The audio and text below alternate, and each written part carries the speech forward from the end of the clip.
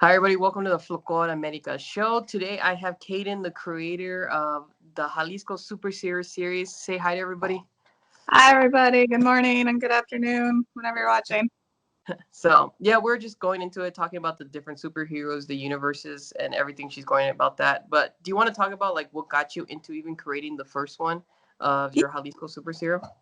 Yeah, so I was thinking what I wanted to see on the big screen. I was thinking big, right? I always have a thing to think big. And I was like, okay, if I could write something and see it on the silver screen in the movie theaters, what would I see? And I was like, Latino superheroes. Like, that was my first thought. And I was like, that's a great idea. Like, in my head, like a couple of years ago. And so I was like, okay, if I had a Latino superhero, who would it be? And I was like, who's my superhero? My mom. Right? What did my mom do? She danced folklorico. And so I made a superhero that dances folklorico. And that was my easiest one of the five. I have five of them total. But Mm-hmm. like that was my first like, oh, that's easy. And then I just added blades. And so that is her power, if you will, is that she dances folklorico de Jalisco. Her name's Jalisco, and the blades come out of her dress. And so when she's doing like her olas or whatnot, she can block bullets, she can, slice snacks, she can do anything. Because it's a very pretty, it's aesthetically it's very, very pretty. Mm-hmm. Yeah, it's just the added with the blades in it, so that's a little bit more on the danger side. Yeah, so your mom danced folklorico? She did, yes. My whole childhood, she danced folklorico. Whoa, that's insane. So you're one of the kids just running around in practice. Yeah, I was. I refused to go to practice if I didn't have to. I went to every one of her dance performances, of course. So like Mm-hmm. she had a really great troupe, and so like we went to LA County Fair every year, and so I was there holding her trajes, walking to the room. I was that person. I was the one always secretly recording in the audience, in the center of the audience. We weren't allowed to record for some reason. And so it was fun because I got to see her dance, so her and the troupe, of course, over and over. And, and it's just a very nice community of everybody. It wasn't, obviously I don't dance myself. I was very sports oriented, and academia, but it was great to watch her. And now I appreciate it much more than back before when I was like, I have to go see another one. Mm-hmm. But now it's a fond memory. Yeah, pretty much. Like my kids are the two kids because I have two kids and they run around all during practice and they're all little crazy. Sometimes they get dropped off at grandma's, but you can see it on their faces. They're like, oh, we got to go back again. We got to go back again. Yeah. But so what group did your mom dance with? Oh, I have no idea. I honestly, I'd have to ask her, so I'll tell you, but I don't, off the top of my head, I have no idea. Sorry. No, but that's cool. No, it's fine. But that's cool that you thought your mom was like your greatest superhero. So you wanted to base it off her. And then are the other, you said there's five other characters. Do you base it off any family, friends, or anything like that? No, they're all parts of what I grew up with. Like Santa, she's the border town girl, right? The border town superhero. So Texas, and like my other grandma, one's from Jalisco, so that's why she's Jalisco, and the other one is the Chihuahua. And so like her family is in Juarez and El Paso. Like I grew up, I went there a lot to visit them. And so Santa, in that regard, I can base it in a made-up town, a border town in Texas, because that's my memory of it. Within reason, obviously, I take leniencies. But Santa is not anybody. Santa fights ice, right? We never fought ice in that regard. Mhm. But there's little bits and pieces. Like Santa, she takes her mom's military outfit and she learns patriotism through her mom and the military and all this other stuff that's going on, like the race war in the town. But like my two cousins are in the Marines, or were in the Marines, and so like I Mhm. use little bits and pieces. Bandita is a gunslinger. No one in my family is a gunslinger, unfortunately. But like Mhm. it's fun. Like sometimes I'm like a little more leniency and fun, and she's Dominican from New York. Loquita's Boricua de Miami. I've never been to Miami, so that was a little bit harder. Um, yeah, she fights a supernatural. They're all slightly different genres. Like I'm not breaking the mold per se with new superpowers. I know I'm not, but like it's just like here's a tangent of something that you've seen that's not. Here's someone flying in the sky. Here's a rich guy that makes cool little machines and just has cool weapons. So all Mhm. of them are based. Jalisco is the one that's mainly based on my family. That's a for sure because it's as like even the names, the characters' names, minus Jalisco. Like Adela, that's my grandma's name, the one that's from Jalisco, and so that I named the mentor Adela, and she's an Adelita. So it's like that. Like if I can pull them in, I absolutely will. If it helps the story and doesn't detract from it in any way. So. No, that's good. That's cool. The whole thing where you're just incorporating little bits and pieces of everything is really awesome. And then for what shoot, I'm brain freezing here. Sorry. Sorry. But for the everything you created through and then all the superheroes, what's the work and effort and like how do you get everything done? So first I I thought of the 5 that I wanted to do. I'm like, so that was just me naming it and writing out my notes. Just of their power, where they're from, and their ethnicity within the Latina world. And then I wrote out the feature-length screenplay. So I wrote out a screenplay because I come from writing directing. And so I wrote out like a 90-page or a little bit roughly around there screenplay. I got my artist, and then I did a rough story, I contracted them. I did a rough storyboard, so just really horrible little drawings because I can't draw. But, just like, here's my angle, here's a wide shot, here's a medium, etc. And then like their dialogue per panel. And then I'd give it to my storyboard artist, my penciler, and she would make it real, of course. Like, like she can draw. All my artists can draw. And so she would take those, adapt them slightly to her fitting, of course, but like then she'd do it. So penciler goes, and then she passes it to inker, who does all the inks and cleans the lines, passes it to colorist, who colors, passes it to letterist, who does all the wording, like the panels and the sound effects, pass it to the graphic designer, who's my letterist, so that's nice. And then I look through it at each phase, if there's any corrections in between. And then we throw it in InDesign, and then we edit, and then we send it to printing. So it is a process. It's a nice process. It's very fun, but it's a lot of waiting on my part because everyone's, they're all working and they need their time within everything else that they're doing. But that's it.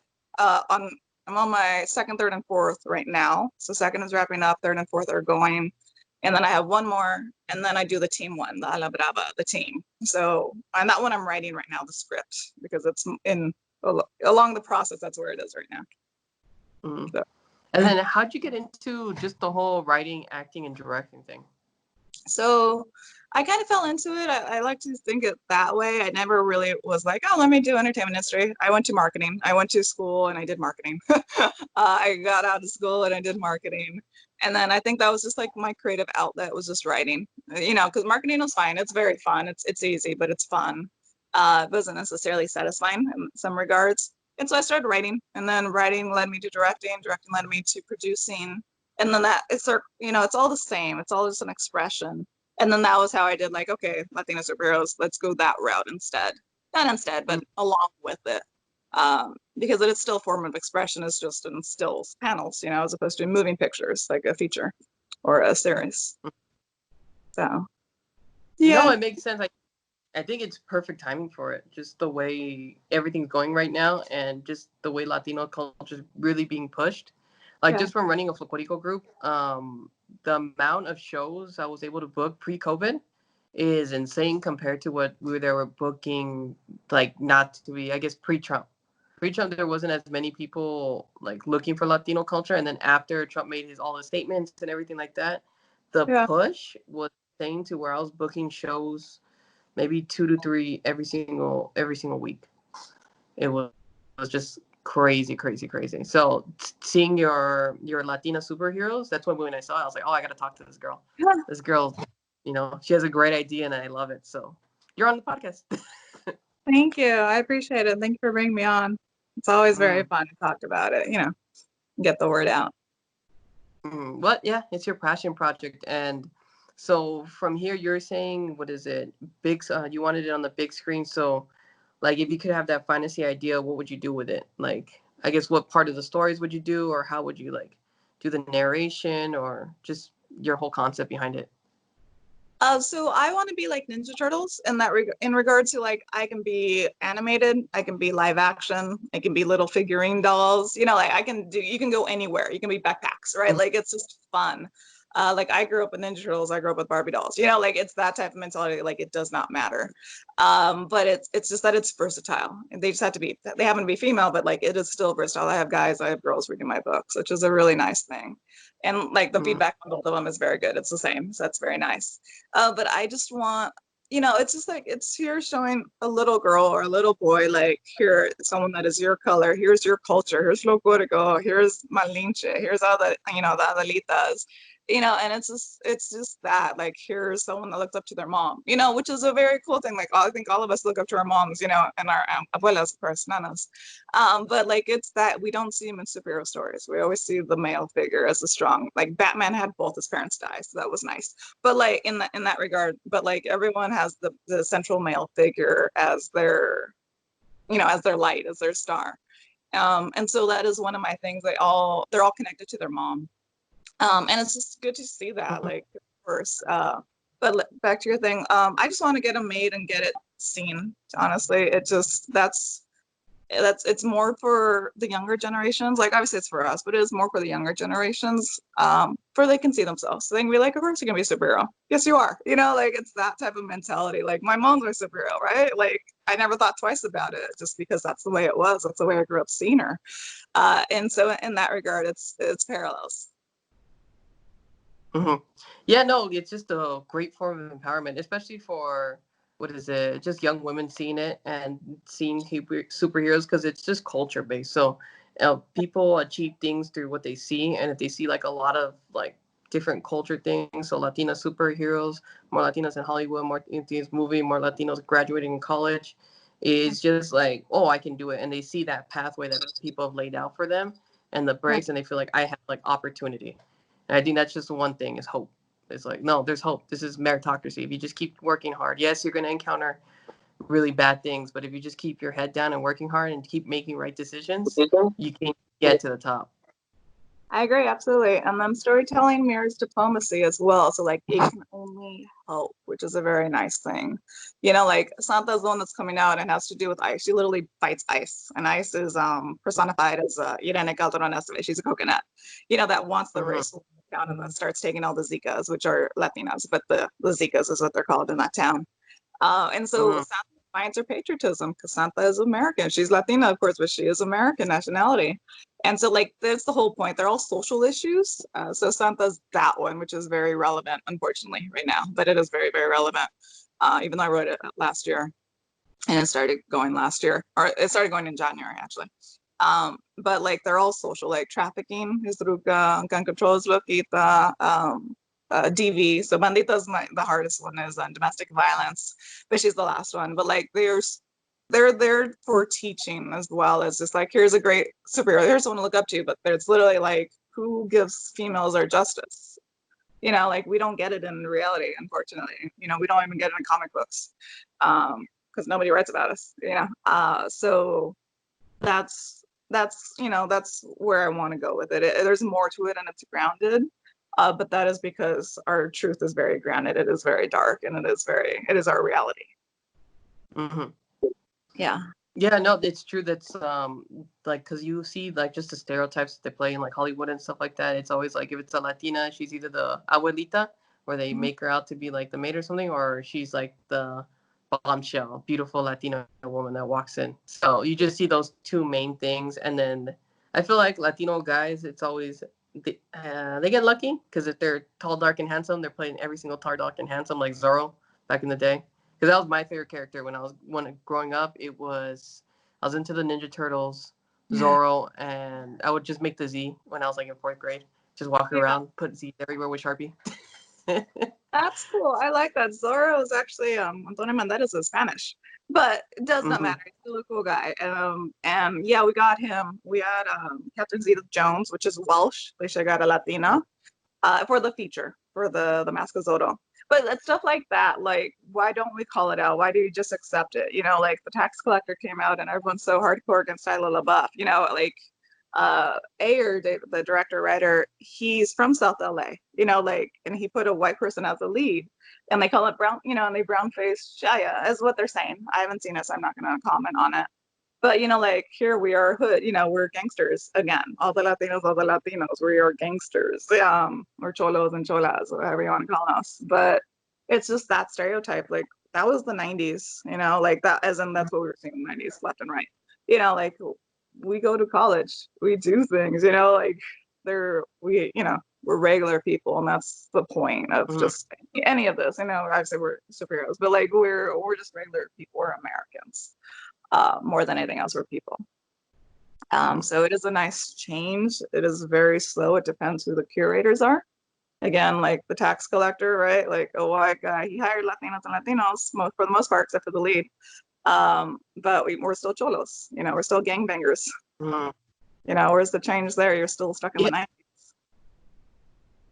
Yeah, that's true. The tax collector, I saw, it was a great movie. Shia LaBeouf did a great job. For acting wise, he did amazing, in my opinion. Just That's the good. whole thing about, because I have met cholitos that are white, Yeah. and especially to where I live right now, it's there are a lot of gangs and there are a lot of cholitos that go around. There are a lot of different things, and it's just, if you if you visit a lot of my friends, especially because I serve in the military, they are they grew up in the ghettos.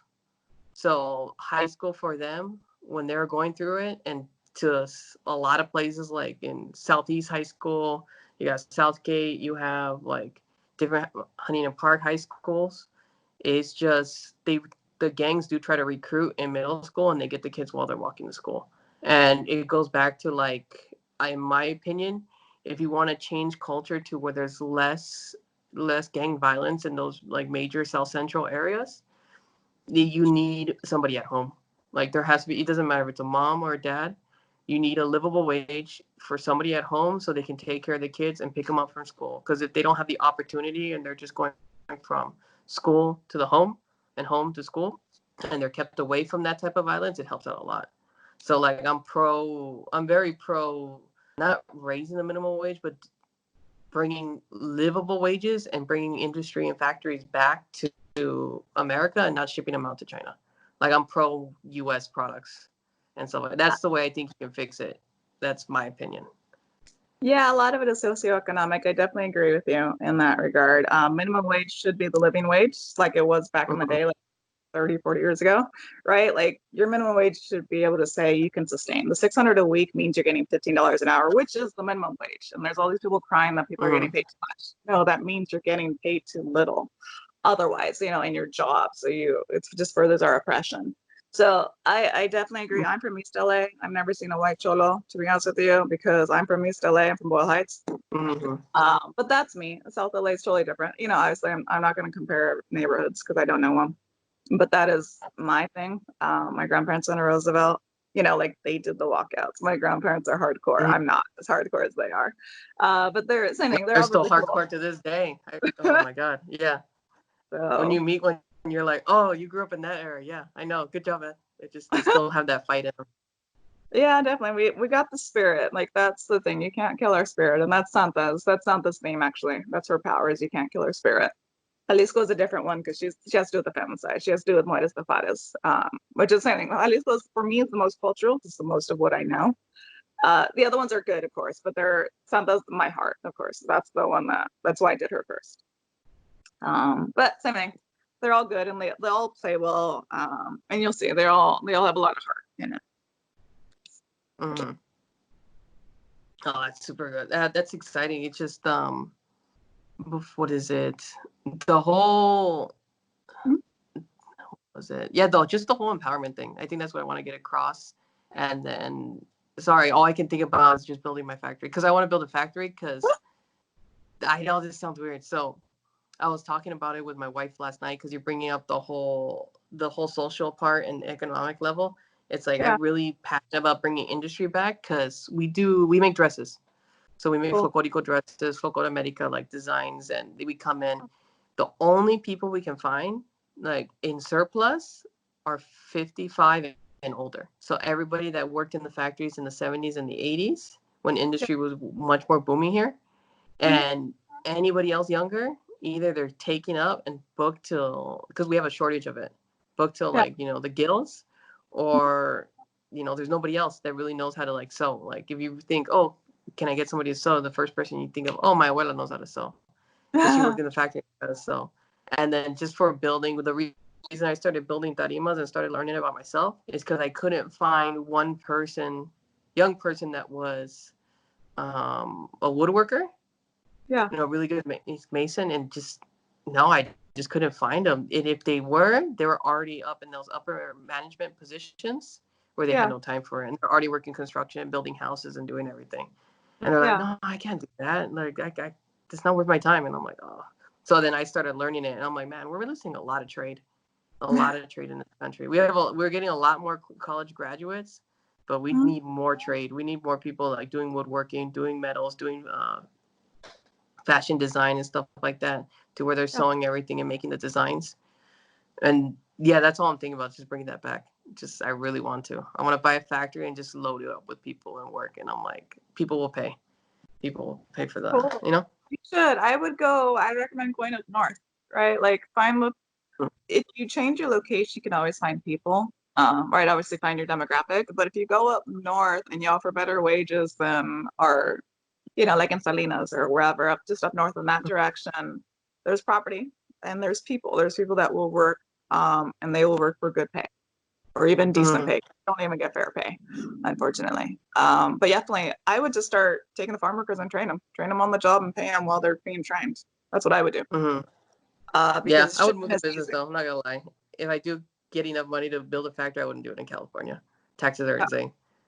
Yeah, it's like the best places to do it would be like Arizona, Texas, Georgia, Nashville, because they have pretty much, they're promoting business, and they just lowered the business tax insanely, and they don't have as many regulations and requirements.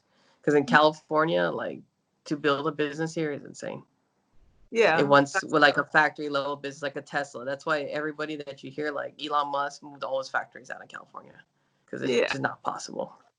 It's just ridiculous. But yeah, besides the fact, yeah, you just ship them over. You're just like, come live on your life in Texas with me. Let's go. I'll make you a deal. Buy you a little house. Yeah, why not? I mean, well, I'm not. I'm business, but I'm not that. I'm more marketing, and so. But I like your entrepreneurial stuff. That's smart. You should do something like that. That'd be cool.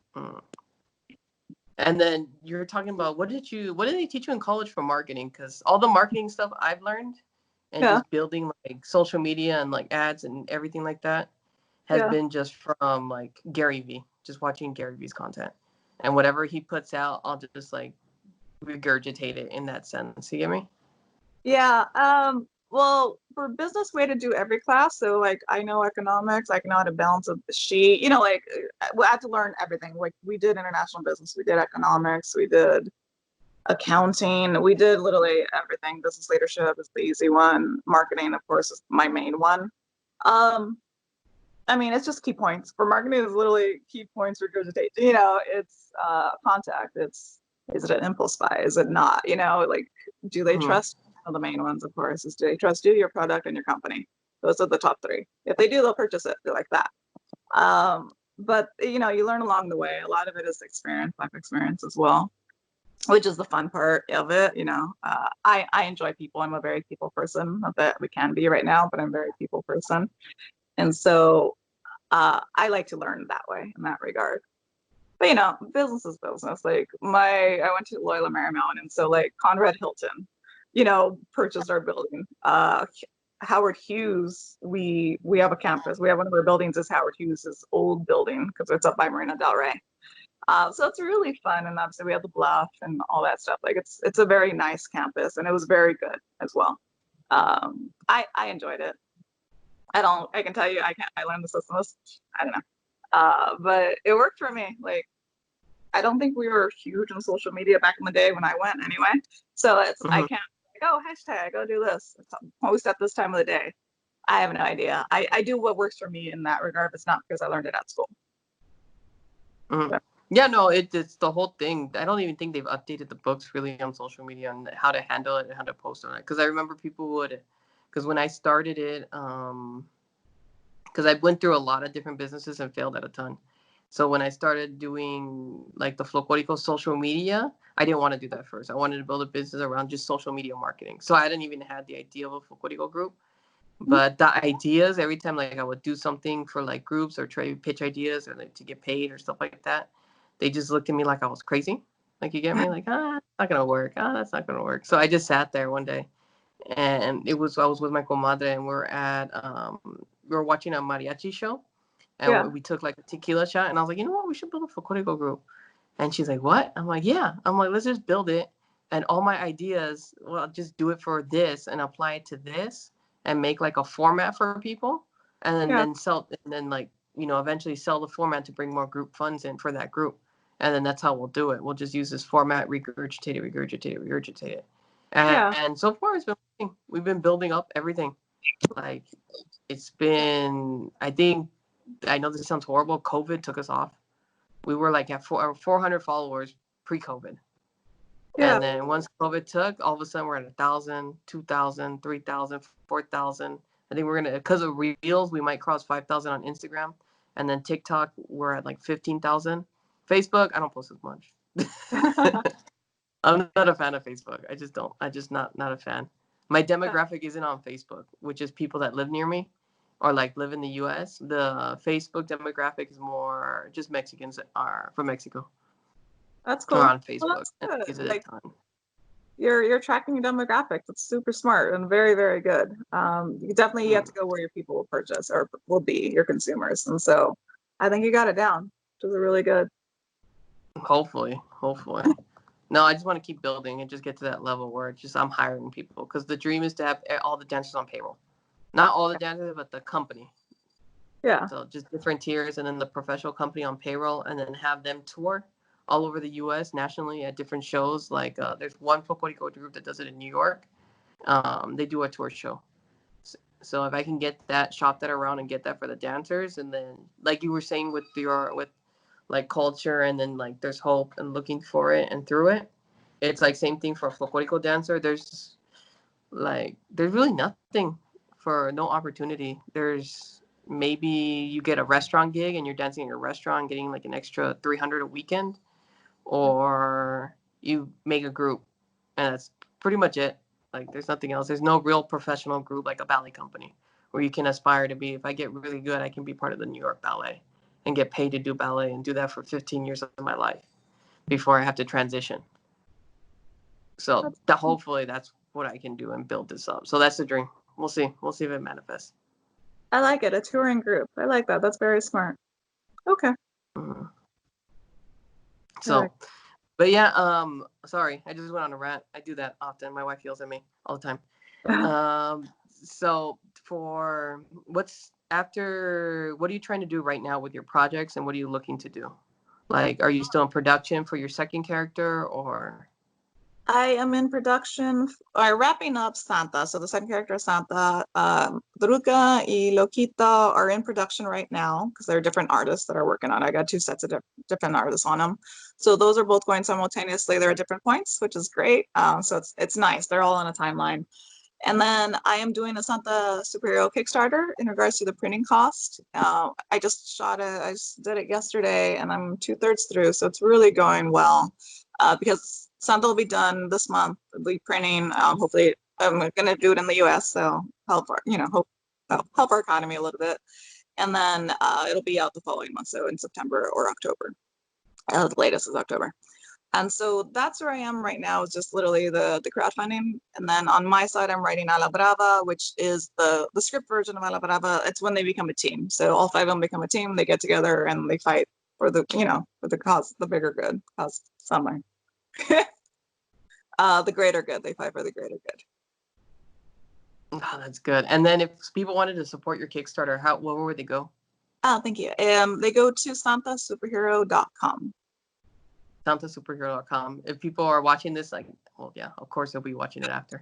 The links will be down below on the YouTube thing. Just click on the link, support this Kickstarter, get these Latina superheroes going. And then I guess we'll end it with this. What's your final mission goal? What do you want to do? Like the big thing. I know you want the silver screen, stuff like that, but all-encompassing purpose. My overall goal, and I told you I'm a very reach for the moon type. I just want equality. That's really my crazy one, which shouldn't be a crazy thing, but I say that because it makes me work harder. But it is very true. I just want equality, and not necessarily for me, for everyone as well as me, obviously, because I'm not trans, I'm not handicapped, I'm not a veteran, I'm not a lot of things. I am certain things, but I'm not a lot of things that are very marginalized and oppressed. And so that's what I fight for. That's why I have all these superheroes. That's why I have a nonprofit. That's why I have literally everything. Like I saved my cat from outside because she was starving outside my house. Because nobody likes black cats, and it's that, and she's the best black cat ever. She's the best cat, But it's that, like, what, who's gonna save us if not ourselves? So that's my overall. What do I want? Yeah, that's the biggest thing. That's when you talk about like, I wish something was there. It's like, well, just create it. It's like you can do it, and a lot of people are like, oh, it's too much work. It's too much that. Because even I was like that building the group. Like when my wife was like, let's make a political group, and this was like 3 years ago. And I just looked at her. I'm like, this is too much work. I don't want to do it. Like she's like, you always complain. I'm like, yeah, but I don't want to do it. And now I'm doing it. But yeah, it's just if people want change, they have to do it. It's not so much somebody else is going to do it or they're waiting somebody to invent the next big thing. It's like, no, you got to take care of it. But you mentioned your nonprofit. So what nonprofit do you run or have? I have a Chicana Directors Initiative. It started last year. I just recently started doing lots of things last year. But Chicana Directors Initiative, it's for Latina directors and Latina DPs within LA. And it's literally, it's a community, but it is to empower us at the same time and show that we aren't invisible, right? Like the diversity reports come out, we're not even mentioned in it, meaning just Latinas. They have all the other ethnicities, but they don't have us. And we are the number one ethnicity in the US. We're the number one ethnicity in California, and it's just like, how are we invisible? You can at least give us a zero. So I got mad and I created a nonprofit. But that was, and then I included cinematographers because they weren't mentioned throughout the whole thing. At the top 3 grossing films, 0 were women of color, DPs, so cinematographers. At the top, I believe, 1,800 films. I got 1,300 films. There was 1 Latina director. So 1,300 films had to get created to get 1 Latina hired. And like, why? It's one of those like, why? How is that fair? I'm always a big why. Why don't we have a Latina superhero? Why don't we have equality? Like nothing makes sense to me in this world here. And so I created to be like, here we exist. Here's a page. Here's, a database and just here's Latinas, here's the IMDb, here's a website, check them out. Like you don't have that excuse anymore that we can't find them. It's just like, no, you're just doing that. They like our diversity, our programs and all that other D&I stuff that they give us. Like, why can't we just get hired like a white guy gets hired? They don't have to go through programs. They don't have to go through your fellowships. They just have to show up on set. They don't have to shadow for 2 weeks and still not get the job. We do, and that's not just Latino, it's all women, women of color in particular. And so it is that it's a stand, but it's also like, here's movement, here's some progress. And hopefully inspiration for others as well, not just my organization, just for anybody and everybody. No, that's great. That's a great message to get across. And yeah, it's hard, even if like there's a Latina that wants to be a director, doing it alone is difficult. And it's a lot easier for like, if it's just a male individual or there's other males there with you. I think they did, at MIT, they found that because they would do like a affirmative action program or something where they would make sure to recruit like 1 female every class. And 1 year, one of the females deferred because she didn't I guess something happened. And so they had 2 females in the class and they had a washout rate of like 90%. So 1 out of 10 would make it through the MIT program. Once they started incorporating like minimum 2 females in those programs, 100% pass rate. Because they could depend on, another woman to help them out through. Because I guess it's different because if you're by yourself, you're the only girl in the class and there's 29 other guys, you can't go to one of those guys and be like, can you help me? Because you're nervous about it. You're like, I don't know if this guy's weird. I don't know this. I don't know that. But just having a team of 2, like, drastically improved. And I think they changed their whole program because of it. And they make sure to have more seats for women so they could depend on each other and get through things. I think that's the biggest thing, is being alone. That's part of it. I mean, if guys were allies and thought of us as equals, that'd be amazing too. Like if a guy stood up for me as opposed to me waiting for a girl to stand up for me, that is cool too. I will take either of them. And like that shows MIT's part of like, really, you did not know this. Why aren't you inclusive? I have no idea. You have 1 girl out of 10. Like that's 10%. There's 50% of the 51% of the US is female. You should have 51% female in your class. It's just very obvious. Here's a 10%. We don't need a bone. Give us equality. But good for them. At least they're trying to think about it and finally figure things out.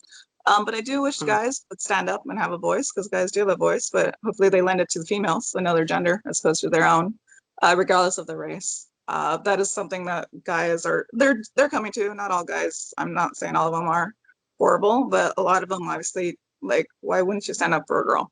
You know, like, I stand up for girls. I stand up for my cat. You know, like, it's, why wouldn't you? But it's just one of those, like, hopefully people catch up to equality and actually believe in it. Um, Mhm.